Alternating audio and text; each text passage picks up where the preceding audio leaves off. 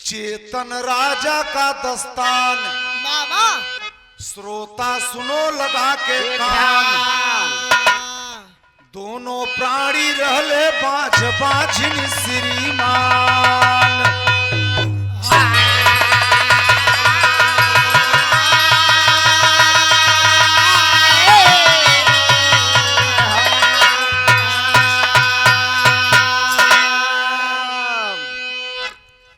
बहन बिरहा सुनू रचत और सब लोग भाई लोग सुने। सतयुग में एक चेतन राजा रहे, उनके रानी का नाम रहा चेतना। लेकिन मालिक का कृपा ब्रह्मा का लेखनी का कमाल रहा कि बाँझ बाँझिन रहे, पुत्र नहीं भये। चेतन राजा अपने रानी चेतना से कहे वेद की चीज या कोनो काल्पनिक कहानी नहीं हो। गंगा स्नान करे जात हैं तो लोग ताना मारत हैं कि बछवा बछनिया रह जात हैं नहाय। एक दिन चेतन राजा सुन गए नूरजहां, तो चेतन राजा के विचार भ कि जब हमके दुनिया ताना मारा था तो अपने औरत से कहे चले आज गंगा जी में डूब के मर जावा जाए। रहे बांस और न बाजे बांसुरी। इतना बेटवा के लोगों के चिंता होती। तो बिरहा जगत में टेरी के भाव बा कैसे।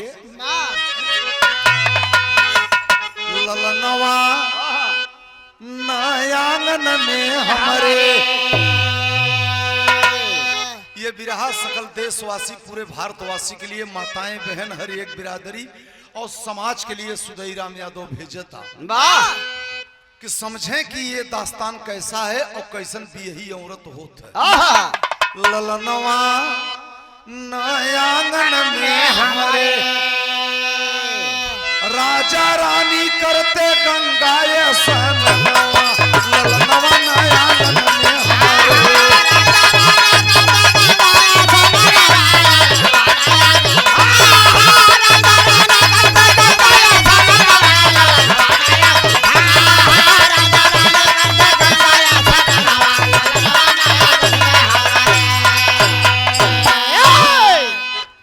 राजा रानी की चिंता बा। राजा रानी परेशान है और गंगा स्नान करे जात हैं। यही मन में संकल्प लेते हैं कि आज दोनों प्राणी डूब के मरब। तो रानी कहत है का कि बाझयो बझनिया का विदेशिया है। बाझयो बझनिया का मेहना छोड़ाव पिया। बाझयो बझनिया का मेहना छोड़ाव पिया। गंगा जी में डूबी आज तजब परना। यह सोचत राजा रानी गए गंगा स्नानवा। यह सोचत राजा रानी गए गंगा के सामनावा। राजा रानी करे लागे यह मन में गुनना। सारी दुनिया मारे आज हमके में हनावा।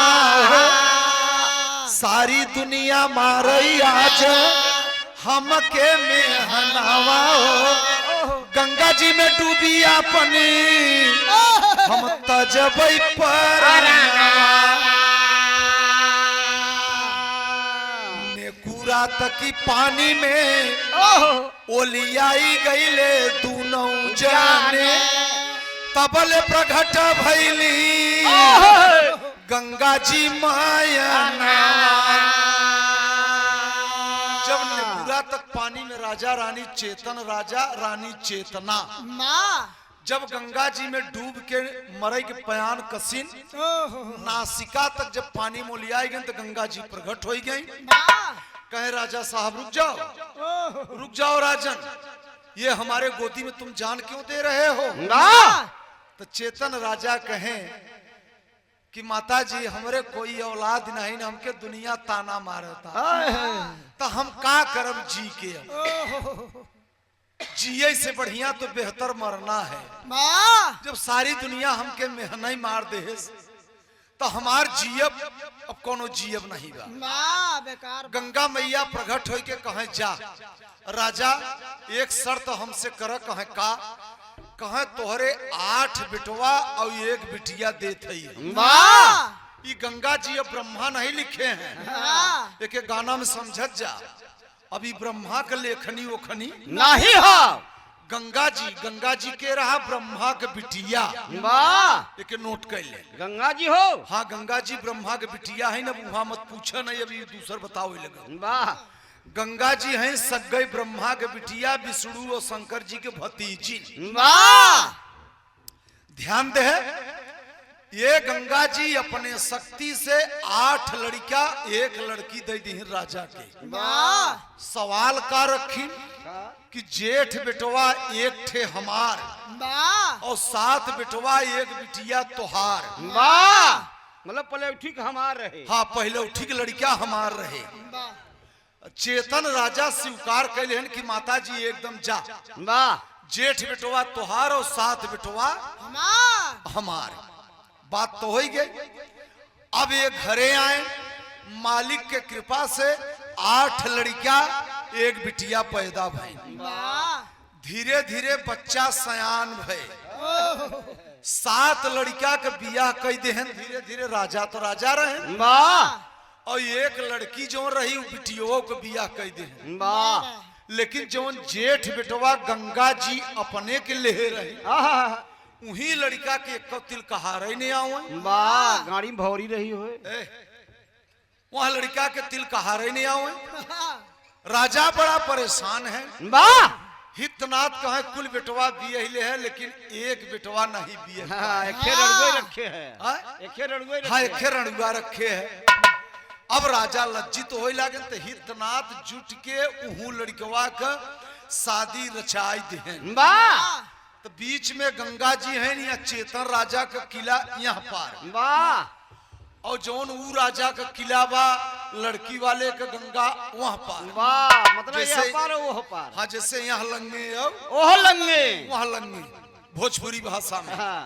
अब शादी तय हो गई। जब बारात चलता तो सारंगा का भाव में बेटा कैसे?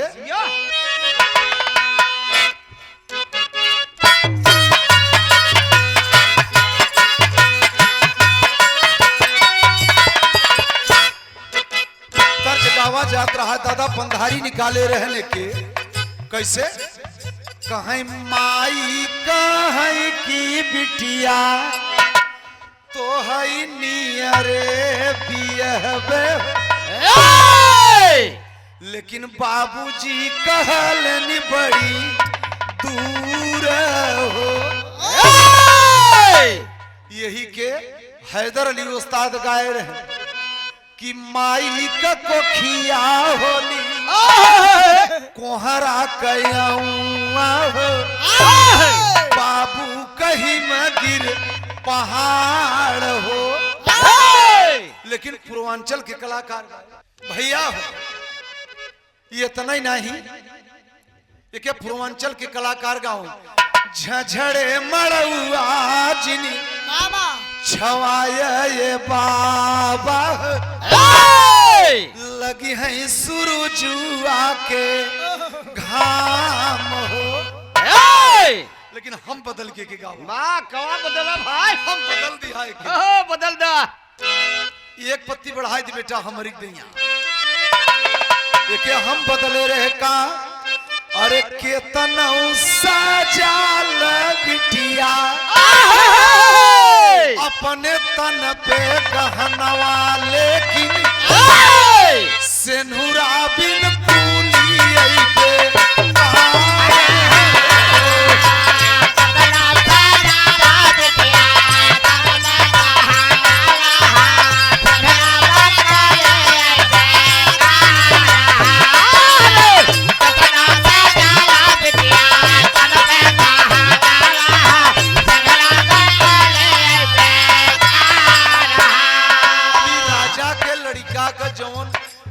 अठवा बिटवा गंगा जी के उन्हीं के बारात होता। चलत सच के बारात कहना है का जोड़ा यो जामा सो है आखी कजरावा है जोड़ा यो जामा सो है आखी कजरावा है मुड़वा पर मौरा सो भेदा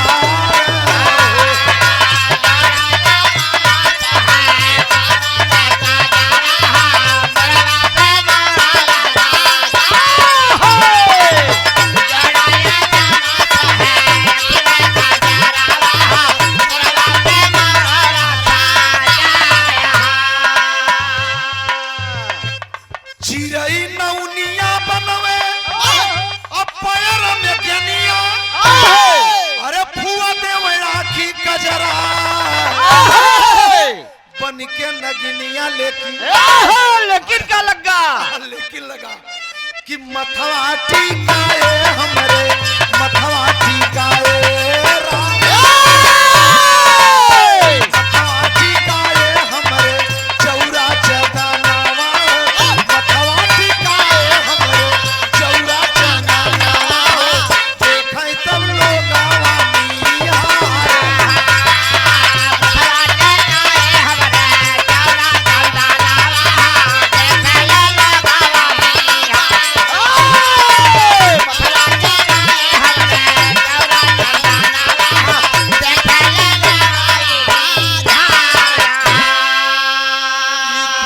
हमरे अब चाउर चंदन टिकाए माथे अब तो खुशी बा बेचारा राजा के अठवा बिटवा पहला वाला लेकिन बारात चौरा पर से सज के माई बहन गीत गौनई गाय के परछन के बारात छोड़ दे। अब बारात जाए के बाद गंगा वहां पार तो बीच में गंगा है तो सवारी कौन बा नौका नी डोंगा के एक डोंगा पर दुल्हा बाराती सब हो गए और गंगा लखत रहन की कहे रहन की एक बिटवा हमारा और कुल तो जब आधे गंगा डोंगा पहुंचा तो डोंगोई अड़ी गए अब न डोंगा आगे जाता न डोंगा पीछे अब डोंगा अड़ी गए अब सब चिंता में है तब हमें से गंगा जी प्रकट भइन फिर पानी में से कहे राजा कहे रहे तो से कि जेठ बिटवा हमार और साथ बिटवा तोहार तो भूल गया तू हमारे बिटवा का ही बिया करत है तब चेतन राजा के ध्यान भ कहे ओ तो गलत हो गए तो कहे आज डोंगा बोरब कुल बराती दुल्हा कुल संगे मुआऊ चेतन राजा कहन कि नहीं माता जी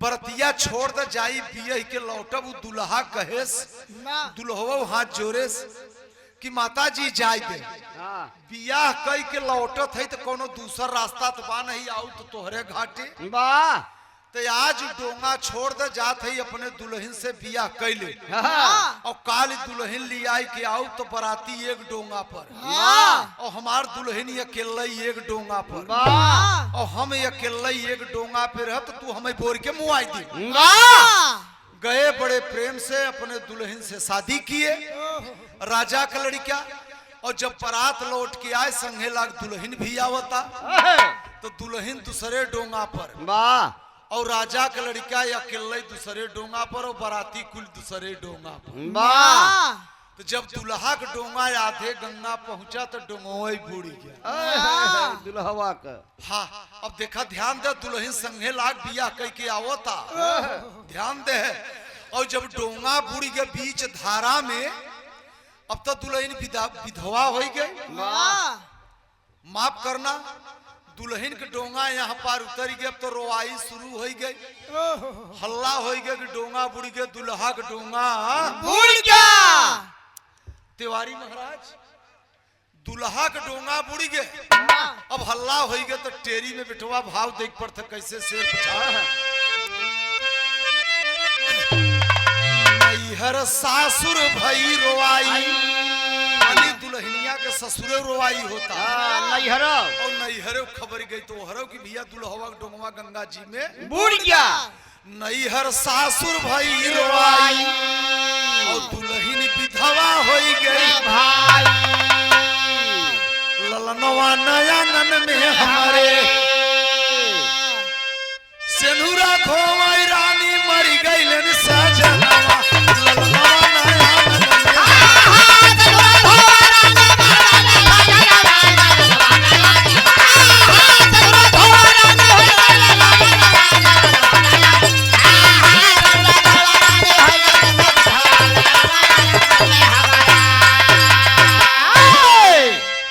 सेनुरा धोवई रानी मरी गईले सजनवा ललनवा न आंगन में हमरे उही करारे पर से फिर दुल्हनिया के डोंगा लौटाई देन चेतन राजा कहे बिटिया जब हमार लड़के खत्म हो गया तो है क्या करब रख के अब तू का करबू चल के तू यहीं से फिर लौट जा अपने नैहरे तो दुल्हनिया तो चली आई नैहरे ध्यान दे बराती कुल चला गए अपने घरे चेतन राजा आए अपने घरे लेकिन उनकर जेठ बेटवा जोन गंगा जी में बुढ़ा बा तो गंगा जी किहिन का जब ओके अपने गोदी में ले ली तो ओकरे नाम से अपने करारे पर एक मंदिर और एक सेवाला बनवाई दी गंगा जी एक मंदिर और एक सेवाला दोनों बनवाई दी तो जब बन के माया से तैयार हो गई गंगा जी की कृपा हो तो ओके रात की जौने के डोंगवा बोरे रहे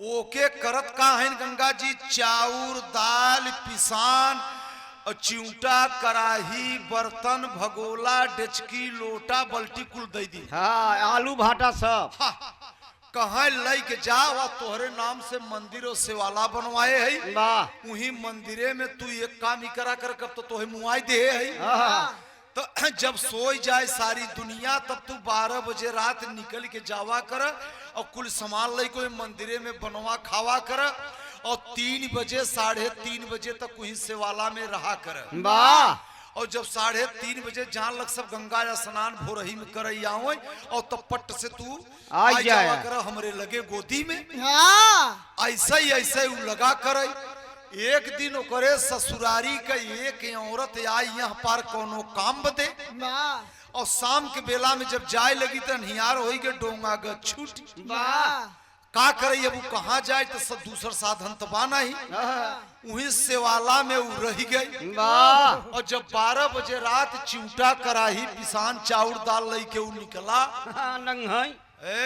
मंदिर में आई जब भोजन बनवे लाग तो वो करे ससुरारी वाली औरतिया चीन ही गई कि अरे मोरी माई रे इता वह राजा के लड़किया से जौन लड़कवा सदिया के रहा फलानवा दम दवई तो हो इता वह लड़कवा हो लेकिन वो भोजन बनई के तो अपनो भोग लगाए सब हूँ औरतियों के खियाए तो जब औरतिया के खियाए तो वो औरतिया पूछा था कि भैया तोहार आज एक महीना के पहलवा फलाने राजा के यहाँ तोहार बिया भर रहा का तो लड़कवा कहता हाँ कहे भैया तो तोहार डोंगा बुरी गया रहा तू मर गए तो यहाँ मंदिरवा में कैसे आए तो कहे हमें गंगा मैया आदेश दे आए हम 12 बजे से 3:30 बजे भर यानी 3.5 घंटा हम हिस्से वाला मंदिरे में रहब रोज हमारे यहाँ ड्यूटी लगी कहा ठीक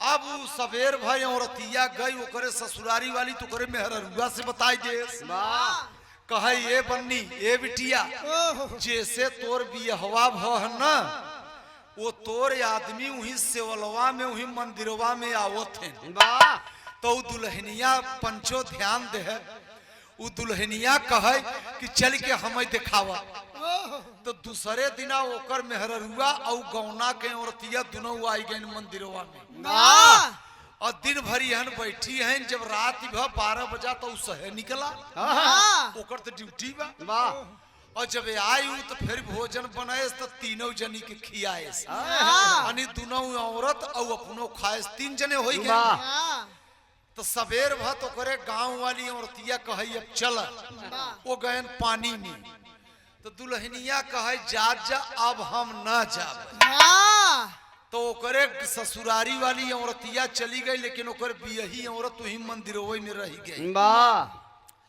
तो रोज वो पानी में से निकले तो वहां मंदिरे में अब के बचा था खाली ओकर औरत और ओकर पति। वाह तो बनोय खाए 4 घंटा मरे पर के बिरहा समझ सज्जनों मरे पर अपने मेहरारू के लगे बोले बतियावे सोवे बैठे कुल करे। वाह गोड़ हाथ कुल दबो आवे और ओकरे बाद धीरे धीरे महीना 15 दिना में मुर्दा से ओकरे बियही औरतिया के लड़का रही गए। जब लड़का रही गया पेटे में मुर्दवा से और जब लड़का रही गया तब दुल्हनिया के पेट फूले लगा। तो दुल्हनिया कहे कहो स्वामी तू 3 बजे 3:30 बजे पानी में चला जाते तो फिर राते रात ही आवत है और हमसे भोग विलास कही दे हमारे पेटे में लड़का रही गया। अब हम लड़का लेके जाप कहाँ। तो एक दिना ओकर पतिवा वही मुर्दवा कहत का बा कहे तू अब हमारे ससुर घरे चली जा अपने ससुरे। अब तू हमारे घरे जा और अपने ससुरे जा। तो दुल्हनिया कहे सासु हमें चिन्हे नहीं हल्ला हो गया कि डोंगा बुड़ के मर गए आप तो हम ससुरे कैसे जाई। कहे जा हम जुक्ति बतावत है। जुक्ति का बतावत तर्ज बैठे बिरहा में कमाओ कमाओ के माई बहन बड़ा लहाई के गाये रहे कैसे। अरे मोरी गोइया अरे मोरी गोइया हम तीनों गुण गाया। अरे मोरी गोइया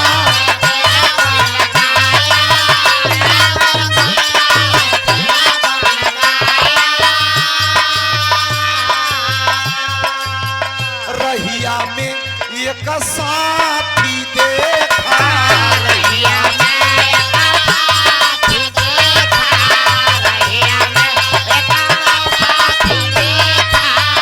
लोहरा के घर हाथी देखा। लोहरा के घर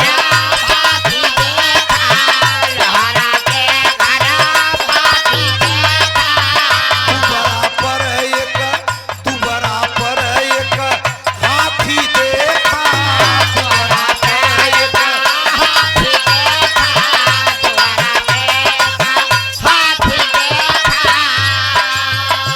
अरे साथी हाथी भाथी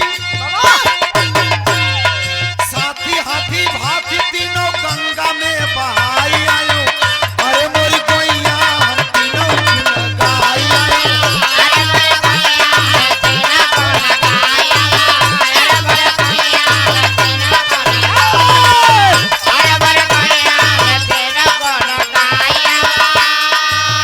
दुल्हवा कहता जा तू दुल्हनी तू अपने ससुरावा।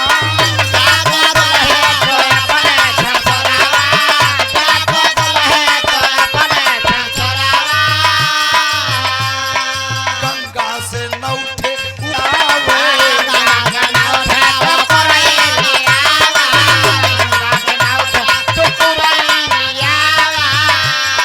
दुल्हन के हाथे में अपने थमावे।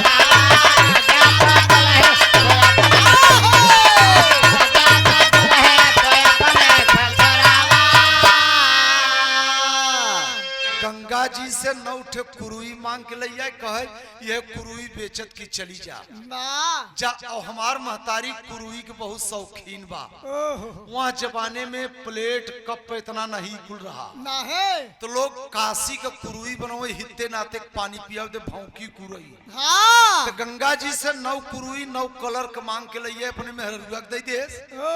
और जौने घरे में वो राजा का लड़का सोवत रहा, उलरत बैठत रहा, वहाँ घरे के चाबी अपने ले रहा। तो जब डोंगा बुरा रहा तो ओकर चाबी तो करे लगे रही। खूब ध्यान देते अपने घरे के चाबी अपने बियही औरत के दे दे। कहे कुरुई बेचत चली जाओ, हमारे घरे के ताला खोल ली हूँ और तू हमार मेहरारू हो, हमार बियही हो, तो हमारे घरे में रहू। अच्छा वो कुरुई ले के चाबी ले के चल दे, सब ससुरे जाता। और जब ससुरे जाता तो कहना है का बाबू रामदेव उस्ताद का तर्जबा कि हमार बलमू रात काहे ना अइले।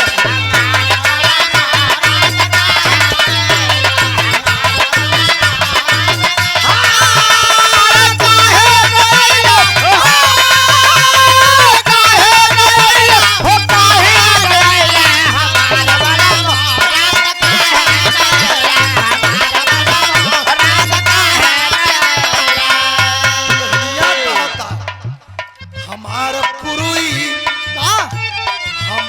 कुरुई 32 आना बिकाई।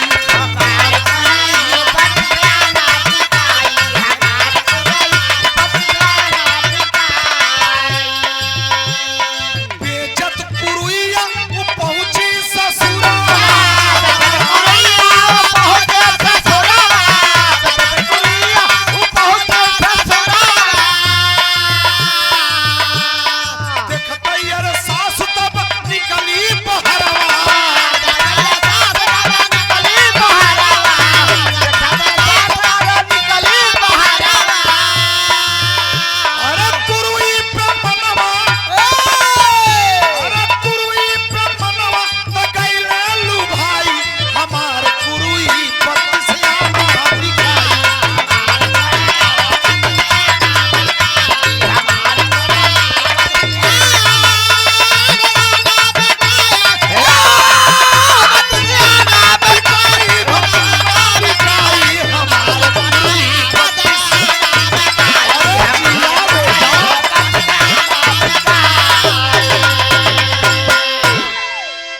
समझे कुरुई ओकर सास कहिए भाई कुरुई कैसे दू के 32 आना नहीं 2 रुपया कह ठीक 9 कुरुई में कहा यहाँ कहीं 9 दुनिया 18 रुपया ले।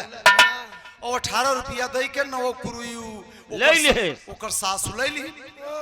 तब ओकर पतोहिया कहता मुर्दवा के औरत कहिए अम्मा कहे तुम धर्मात्मा रानी हो, धर्म बा तोरे हृदय में, हमारे पेटे में बच्चा बा। अब हम कहाँ जाब, एक काम ही कर कि हम एक छे घर दे देतू तो हमार वहीं रही तुम्हारी लड़कवा हो जाते तो हम जाई चली जाई तोरे घरे से कहा ये बिटिया हमारे एक घर नहीं बा, एक कई घर खाली बा, ऊ चाबी नहीं ने इतना बड़ा राजा का घर और राजा का ताला। कहा बिटिया बहुत हैवी ताला लगा बा और वह चाबी हमार लड़का ले रहा, ओकर डोंगा बुड़ गवा और चाबी चली गई, आज तक वो ताला खुला उला नहीं। तब ओकर पतोहिया तो मुर्दवा दे रहा चाबी अपने घरे का। कहे अम्मा हम ताला खोल दे तो हमें वहाँ घरे में रह देबू। कहे हाँ अबू का जाने की चाबी ले बा, ये तो क्यों हाल जनते नहीं बा। बिरहा समझे तो कहे जा खोल रहा वही घरे आ, और गई पट से चोराई के चाबी बताए नहीं कि हमें दे हैं और लगाए ताला में तो ताला खुल गया। वो लियाई गई घरे में रनियवा कही अरे मोरी मावा रे इतना है भी ताला के था से खोले। वो तो जाना था हमार बेटवा मरा बा, चाबी तो चली गई थी, खोलिस कैसे वही घरे में रह लगी। अब धीरे धीरे लड़का का दिन नियरा था। अभी मुर्दवा जब आवे यहाँ तो अपने मंदिर सेवाला में करारे पर तो भोजन बनवे 12 बजे रात बनई के खाए ले तो सौरी में अपने मेहरुआ के लेके जाता भोजन। अब देख हाँ सौरी में लग जाता है, अब अपने घरे आवता सेवाला छोड़ दिए सेवाला में बनोई हाँ और खाए ले ते अपने मेहरारू के लेके कहाँ आवता अपने घरे भाई। अब ओकर जन्मा लड़का ना वहाँ पैदा भबा, ध्यान दे जब वहाँ ओकर दिन नियरान तो करे बच्चा पैदा भ, ध्यान द मुर्दा के लड़का हो गए, लड़का पैदा हो गए मुर्दा के। कहानी करीब चलता देखे जनरेटर न बंद हो पाओ सा। और जब वहाँ लड़का पैदा हो गया तो ऊ रनियवा अनी ओकर सास एक चमाइन लगाई दे मीजे बदे पतोहिया के। हाँ पतोहिया बदे ऊ नहीं जानता हमार सब गई पतो हुआ वो तो जानता हमार बेटवा डोंगा बुड़ी गवा तब मरी गया तब हमार पतो कहाँ आए वो का जानता ई कुल का खेला। और जब चमाइन लगाई दे मीजे बदे तो सौरी में पहले नारा खेड़ी काटे चमाइन मीजत रही ना 12 दिन सौरी में। तो एक दिन मीजत मीजत तू ही रही गई मीजई वाली दासी, वो अपने घरे नहीं गई। और यह पानी में से निकला 12 बजे रात सेवाला में भोजन बनाएस खाएस और अपने मेहरारू के सौरी में लई के आई गए। हाँ 12-13 दिन बीतऊ रहा तो हाँ 12 दिन के भीतर आई और भोजन कराएस अपने मेहरारू के और अपन बेटवा खिलाएस। अब बरही नहीं बीती तो मीजई वाली नौकरानी दासी चीन ही गई कि तो राजा के बेटवा। अब सवेर भत रानी से बताई देस कि रानी साहब तोहार बेटवा आज आई रहन कौन जौन डोंगा से बुला रहन कहे तक कहे हाँ 12 बजे रात और सौरी में अपन लड़का खिलाए न और अपने मेहरारू के भोजन कराए हाँ कहे कई बजे आए रहन ठीक 12-12:30 बजे रात आए न। अब ओकर महतरिया मुर्दवा के ओकर मेहरारू दुआरी पर कंकड़ बिछाई के और वही पर सोई गए ताकि नींद नहीं आवे। अब कंकड़ पे तो नींद आए ना वही सोई ठीक 12 बजे रात मुर्दवा आई गए। और जब एक बेटवा जो मरा रहा गंगा जी में भोजन लेके आई गए सेवाला में बनाई खाई के अपने मेहरारू के लेके तो महतरिया चीन ही गई कि तो हमारा बेटवा आया। और जब खाए खियाई के और बोला बतियान जब 3:30 बजा जब गंगा जी में जाए के और दुआरी के से निकला तो महतरिया लपेट के अरे कहे बेटवा तू कहाँ जात है इतना दिना पर तू आए कहाँ जात है। तब वो मुर्दा कहता कि माता जी आल्हा में कैसे कहता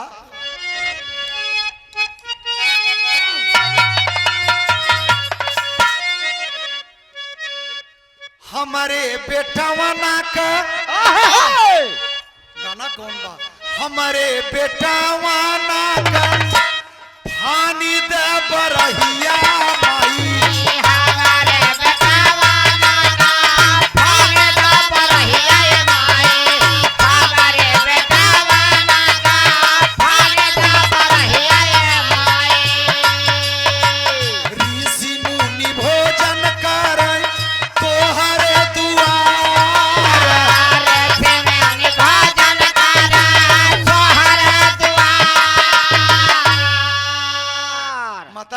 बेटवा के बरही कह दे हम तोहार बेटवा है मर गया है गंगा जी में से आई है निकल के और हमार मेहरारूआ ये तोहार सगे पतो हुआ ये कोनो नालायक औरत नहीं हो कहे अरे बेटवा कहे हाँ ये हमार भी यही औरत या मेरे दोस्त।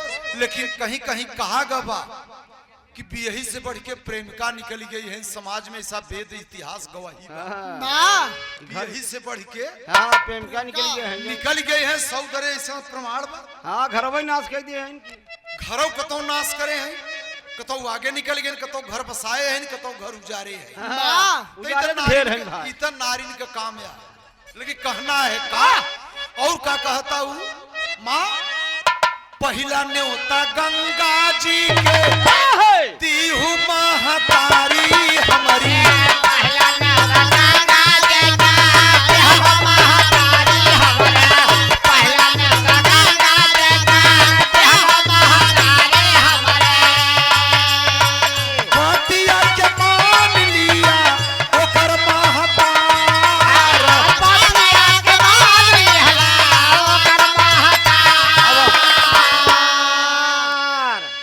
जी हमरे बेटवा बरही कह दे ठीक बेटा कह दे वो तो चला गया पानी में। ना और यहर जब 12 दिना बीता तो बरहे दिन बरही हाँ फन गया फन गए सब संत महात्मा गांव देश सब राजा के लड़की नाती के बरही बा ना तो राजा के नाती के बरही बा तो हलकार बरही होए ना नहीं खूब जम के भंडारा भ सब संत महात्मा खाए जय जयकार किए ना और वो हमें गंगा जी आई गई वो दुई को और प्रसाद लेन बिरहा के अखीरी मोड़ बा एकदम लास्ट समझ ना तो बेटौना के खिलाई के गंगा जी और ओके वरदान का दे दिन मुर्दवा के लड़कवा के वरदान दे दिन कहा जा बेटा तू अजर अमर हो जा अनि इतना सुंदर मुर्दा के लड़का रहा ओके वरदान दे दिन कि जा तू अजर अमर हो जा अमर हो जा।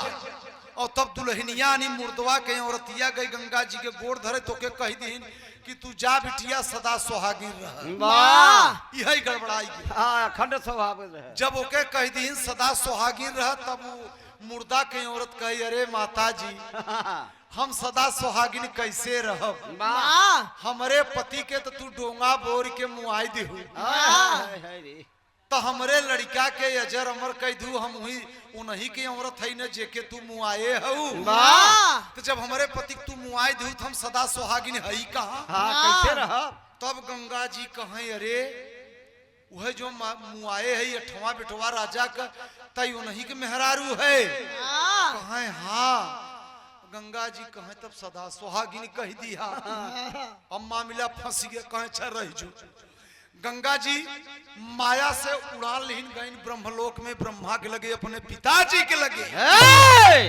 तो वहां उनका मातारी बैठी है सरस्वती गंगा जी के और ब्रह्मा जी ब्रह्मलोक में और गंगा जी के भाई के रहा नारद जी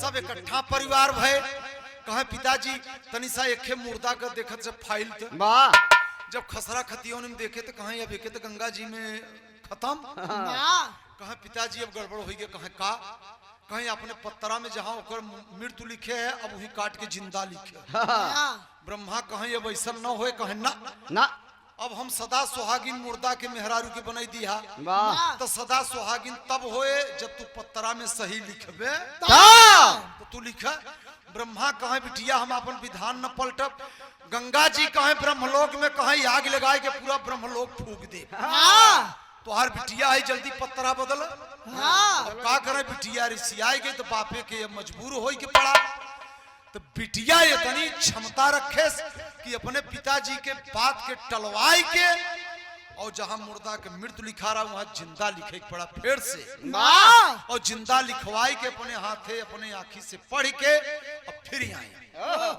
आई तब आइन अपने गोदी में तब वह मुर्दा वहां मरा जुआ तमा होकर बैठा रहा कहे ले बेटा तो है काया देते अब जा तू जिंदा हो गया अब तो हर डोंगा होगा कबहू न बोर अब जा गंगा जी काया दे के और कहे जा अपने बाल परिवार में तू अपन बेटवा खिलावा मजा ले अब अपने मेहरारू संगे रह राजपाट कर हम जोन करबे रहे तवन कही गए दादा पंधारी के खड़ी शैली में कैसे बा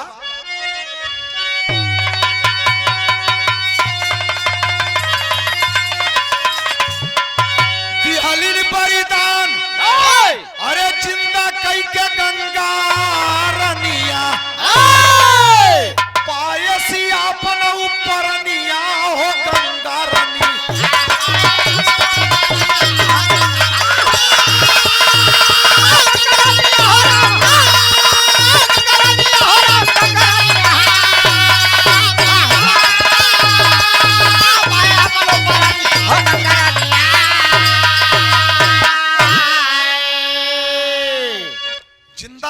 उसका पति। ये इस गाने का शीर्षक अद्भुत गाना, गाने का नाम क्या होगा?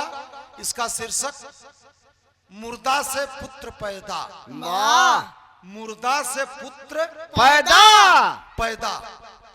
और जो भाई हमारे नेट पर इस गाना को समाज में भेजेंगे, हम सकल भारतवासी देशवासी हर एक बिरादरी को सुदई राम यादव गोपीगंज भदोही से आपका बेटा आपका परिवार कहीं इस गाने में टूटियां पाए होंगे, क्षमा करेंगे। और जिन भाई को गाना का आवश्यकता पड़े तो आजकल बिरहा करावे वाले में भी बड़ा कुछ भड़ाई हो गई बा। तो डायरेक्ट मोबाइल से बात कर सकते हैं। मोबाइल नंबर हमारा है 9935257841 9935257841। कोई सज्जन इस गाना को नेट पर देखेंगे, बात कर सकते हैं। गुरु घराने का परिचय है बेटा कैसे। महाबली गुरु पंचम मक्खन, महाबली गुरु पंचम मक्खन, राम धार पुजारी। अब प्यारे लवन कलम चलावे, ऐसी चले फुलवारी। ललनवा नयन में हमारे, अरे सुदई यादव पूजे स्वामी का चरण।